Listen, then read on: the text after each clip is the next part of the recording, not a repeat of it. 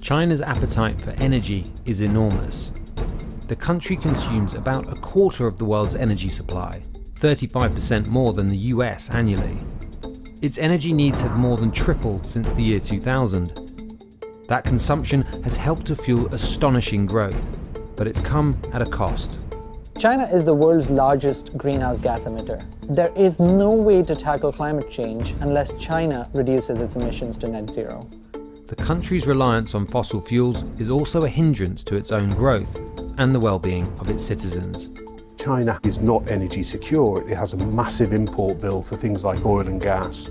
It has a long-standing pollution problem, and it is also prone to outages that severely hamper industry. All this has led the world's biggest polluter to take steps towards a radical transformation. President Xi Jinping outlined his plans to make China carbon neutral by 2060. COVID-19 reminds us that humankind should launch a green revolution and move faster to create a green way of development. China's high-level goals are that within this decade, it's going to peak its carbon emissions, and then it's going to go to net zero by 2060. So that gives it approximately 40 years to do something that no country has achieved, let alone something like the size of China. As the world starts to turn away from fossil fuels, China is positioning itself as the king of clean energy, not only transforming its own energy system, but also building a supply chain that could leave the world uncomfortably dependent on China for its energy needs. China has really expanded its grip, so it's the processing, it's the manufacturing, it's all the way down to your EVs and your battery packs. How the West deals with that, they're going to have to be a bit creative. What China plans to accomplish by 2030 could determine the shape of the global energy system of the future.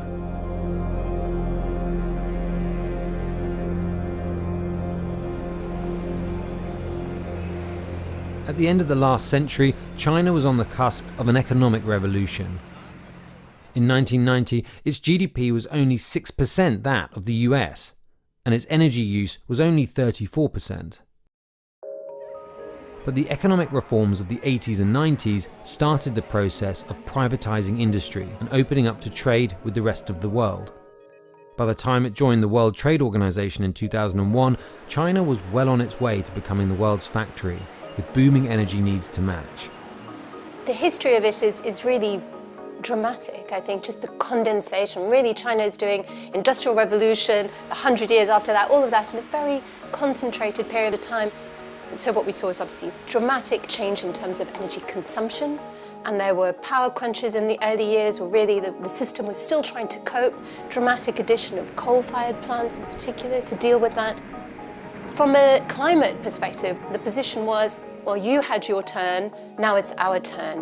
When you were growing, you as the West, there was no question of what carbon was doing. You did whatever you wanted, now it's our turn. That really changed in 2008, 2009, and that coincides with an awareness of air pollution. In Beijing, which is facing another smoggy day, some environmentalists say it is the worst air on record. Beijing was famously the most polluted city in the world for almost a decade. It also became very clear to its leadership that that kind of growth will be unsustainable, not just from a fact of putting out a lot of emissions, but from a fact that much of the fossil fuel consumption, for example, oil and natural gas, will have to be imported. And that's something China wanted to walk away from. So starting about 2010, China committed to increase its deployment of renewables. China, like many other places in the world, was faced with initially very non-competitive, on a cost basis, economics for solar projects, for wind projects, and being able to subsidize the manufacture of the key components, ensuring the power that they sell has an attractive rate.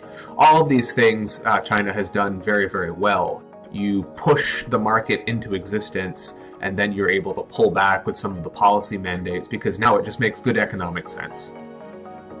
China's investments in renewables helped drive astonishing price drops across the industry, leading to record levels of new wind and solar installations all over the world in recent years. Last year, wind and solar generated more than 10% of the world's electricity. Still, renewables only make up a tiny fraction of China's energy mix today. China is overwhelmingly dependent on fossil fuels at the moment, and within that, if you look at power generation, it's overwhelmingly coal, roughly 60%. Wind, biomass, solar remain a much, much smaller fraction. There was pressure building up on China for quite a few years that China needs to do more to cut emissions. And that finally sort of came together in 2015 at the Paris Agreement, when China agreed to sign it alongside the US and pretty much every country on the planet. That bit of diplomacy was crucial to take China to the next stage, which is when in 2020 it declared that it will set a net zero goal. And in a way, it was a coup for China because it set that goal even before the US could have done so. China's decarbonisation plan ramps up gradually, with fossil fuel emissions increasing for a few years before peaking in 2030. From there, they've given themselves another 3 decades to get to net zero, with 80% of energy coming from carbon-free sources by 2060. Getting there will be a massive undertaking, and it starts with renewable megaprojects on a scale seen nowhere else on Earth. So late in 2021, we took a reporting trip to Qinghai in Western China. It's quite windswept. It's a very sunny part of the world, very low population density. We went to a facility that was spread out over 600 square kilometers, about the size of Singapore.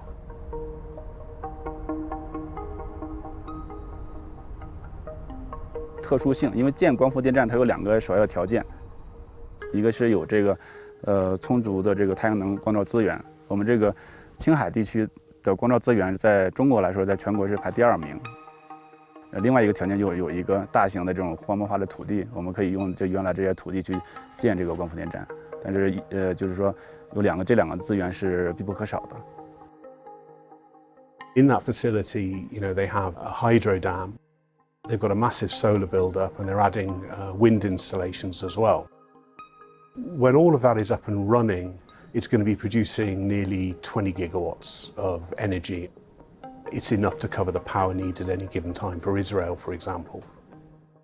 By 2030, China plans to scale up to 1.2 terawatts of wind and solar capacity, enough to meet all of the US's electricity needs today. But it's not enough just to generate that power. Getting the power where it needs to go is a mega project in itself. 它是从这个，因为青海当地是没有特别多的这个大型的这个工业企业，然后不需要这么多的电力，所以说我们需要把我们当地生产这些电力输送到中国的。In order to ship all that electricity, China has basically built this huge network of ultra-high voltage power lines. And they're designed to get all of this energy from the west to where it's needed in the population and industrial centres of the east. Power lines might seem like a mundane piece of infrastructure, but they're actually a crucial piece of the decarbonisation puzzle. A conventional AC power cable loses a lot of electricity over the course of hundreds of miles, hence the need for these specialised direct current lines. What they do is they reduce the wastage that may happen on the way to transport this electricity. There are only 2 countries in the world where these cables are operating: China and Brazil. Brazil has 2 of those cables, China has 25. By far and away, China is absolutely the leader on this. And the amount of money that you're talking about, I mean, it's hundreds of billions of dollars that they're going to be spending on this in coming decades. As China goes towards a net zero goal, its leadership has recognized that there is no way China can meet those goals without having what's called firm clean power. The idea of firm clean power is that you're able to generate carbon-free electricity when you want it, rather than relying on when the sun shines or the wind blows. Nuclear power satisfies those conditions quite well. In most countries, the nuclear industry is struggling, facing huge upfront costs, regulatory hurdles, and negative public opinion.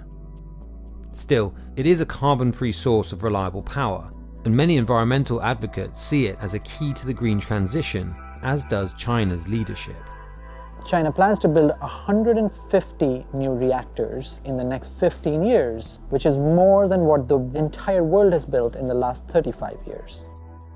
Nuclear isn't seen as controversial in China, or at least we don't know if it is. It's not clear whether China's own population supports it or opposes it because they're not allowed to protest and show their opposition to a certain technology. That still leaves the difficult economics of nuclear, the high upfront cost of building new reactors.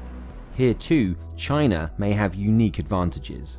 One thing that we all know China really excels at doing is building huge infrastructure quickly.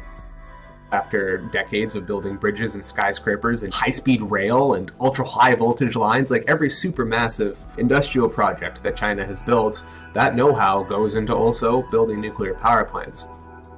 When you build projects consistently on schedule and on budget, you actually get to realize the benefits that were imagined back when the project was being planned, like stable, low-cost electricity at a certain rate, at a certain production cost. China's efforts to decarbonize are likely to have many positive effects on its domestic energy supply. But that's not the only reason China has gone all in on clean energy. China certainly wants to meet a net zero goal, but it also wants to be a country that is making a lot of money exporting the technologies that will clean up the energy system globally. China is incredibly important when we think about the supply chain for green technology in general, the green economy, whether that's solar panels or turbines or the elements that you will need to process along the way, incredibly significant. China basically accounts for something like 75% of the world's supply chain for solar. Anything that you're going to do in the States or in Europe, I mean, at some point, Chinese companies will have been involved in this. That dependence on China has lately been a source of strain. Last year, COVID-related production issues in China caused the price of solar panels to rise for the first time in decades. And some companies have pledged to take their business elsewhere due to reports of human rights abuses in the majority Uyghur province of Xinjiang, which produces most of the world's polysilicon, a key material in the manufacturing of solar panels. Obviously, there have been accusations in the West that the Uyghurs are subject to forced labour. The industry and the Chinese government have denied this. Some in the West are also concerned about China's dominance over the materials needed to make lithium-ion batteries. Cobalt, for example, is a scarce mineral produced mainly in the Democratic Republic of Congo, where China has bought up most of the supply. The Congolese government has recently pushed back against those efforts, alleging poor working conditions and unpaid debts by a Chinese mining company. But the majority of cobalt-producing mines there are still at least part Chinese-owned. Crucially, what China has done is it's also made the processing of these metals into the chemicals that eventually go into batteries an almost monopoly. The processing capabilities of China outstrip those of all the rest of the world combined. I think any kind of excessive dependency is problematic, and energy dependency is no different. Think about Europe's dependency on Russia for gas, how problematic that has been. So if we're going to have the West as dependent on China for renewable energy, for green economy ingredients, it is not going to be a healthy situation. My instinct is that these things are not done for a nefarious purpose, right? To dominate the supply chain in a way that is disadvantageous to another country, but you know that the primary consideration is what is good for China. I mean, remember, we're coming from a period of not so long ago, late 90s, early 2000s, when China had rolling blackouts all the time. And we've got all this investment into making sure it can't happen again. From the way people talk about it here, they believe in the mission, and the mission is stable, secure energy for the Chinese people. Electricity rationing is being imposed in more than half of China's provinces. Power shortages are still ongoing. I think we've got a count of 20 provinces where there are electricity curbs. Recently, China has been having flashbacks to the bad old days of blackouts and power rationing. A sudden spike in the price of coal led to widespread power shortages, leaving the government little choice but to ration electricity and ramp up coal production. It's indicative of a major flaw in China's decarbonisation plan. Even as they add world historic levels of renewables, they largely cancel out those gains with new fossil fuel additions. And so this is the central challenge, because as your economy grows, and even as you add all of this renewable capacity, you still need to make sure that the coal supply is flowing in order to keep the lights on. That's going to be the big challenge for policymakers. Even China's world-leading investments in carbon-free energy may not get them to their targets on time. But Beijing has recognized that the economic, political, and environmental rationales for clean energy now vastly outweigh the costs. When it comes to the 2060 neutrality target, obviously China's a long way off, and it's a huge, huge audacious target. The people that are the top leaders that are planning it out right now, they probably won't even be around to see it, right? Will they make it? I don't know. It's a huge, huge goal, but they believe they're going to make it. What I can tell you is they're certainly going to try, and they're certainly going to spend a lot of money trying to get there.